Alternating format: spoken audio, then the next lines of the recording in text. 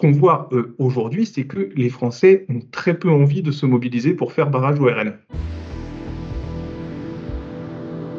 Les différents indicateurs qu'on observe dans les enquêtes d'opinion nous laissent plutôt pessimistes sur la persistance du Front républicain aux élections législatives anticipées.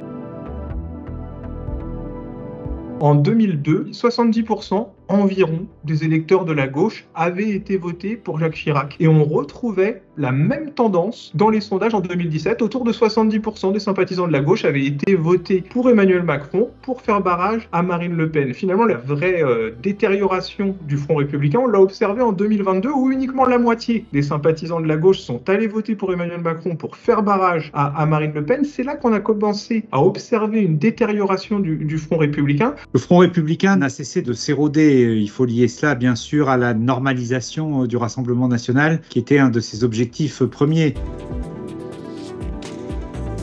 Pourquoi la normalisation? Justement pour éviter qu'entre les deux tours, il y ait cette volonté de faire barrage au Rassemblement national. Dans ce que l'on mesure pour l'instant, on voit bien que, par exemple, un électeur du centre sur deux, s'il était confronté à une situation de duel entre le Rassemblement national et la gauche, dit qu'il s'abstiendrait.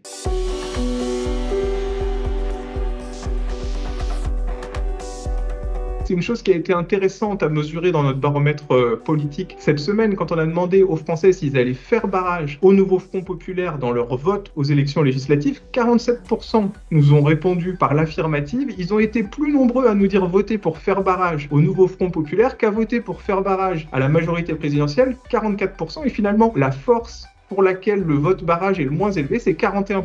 Il y a tout de même 41% des électeurs aux législatives qui voteront pour faire barrage au Rassemblement national, mais la force politique pour laquelle les Français souhaiteront le plus participer pour faire barrage, c'est le nouveau Front populaire. C'est intéressant parce que finalement, on voit que le Rassemblement national n'est plus le seul repoussoir dans l'électorat. On le voit par exemple aussi quand on mesure l'image des différents partis. Le RN s'est normalisé et notabilisé et ça se retrouve dans l'opinion et ça détermine logiquement le réflexe de Front républicain et de barrage. Aujourd'hui, 38% des Français ont une bonne opinion du Rassemblement national, uniquement 22% des Français ont une bonne opinion de la France insoumise. Donc il y a des nouveaux repoussoirs dans l'esprit des Français et le Rassemblement national en est un parmi d'autres, voire même il l'est un peu moins que d'autres forces politiques. En tout cas, l'inquiétude face à la victoire potentielle du bloc Rassemblement national ou du bloc Nouveau Front populaire est à peu près au même niveau. Dans notre dernier sondage de la semaine dernière, on voyait que 53% des Français se disaient inquiet de la victoire du Nouveau Front populaire contre 50% d'une victoire du Rassemblement national. Vous voyez, c'est à peu près le même niveau, mais symboliquement, c'est vrai que c'est intéressant de constater que le Nouveau Front populaire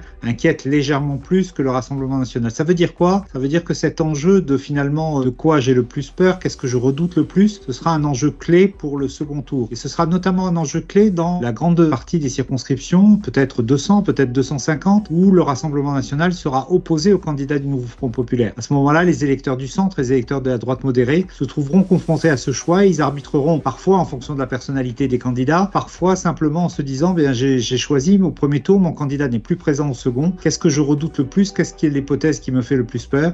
Et donc j'adapte mon vote en fonction de cela.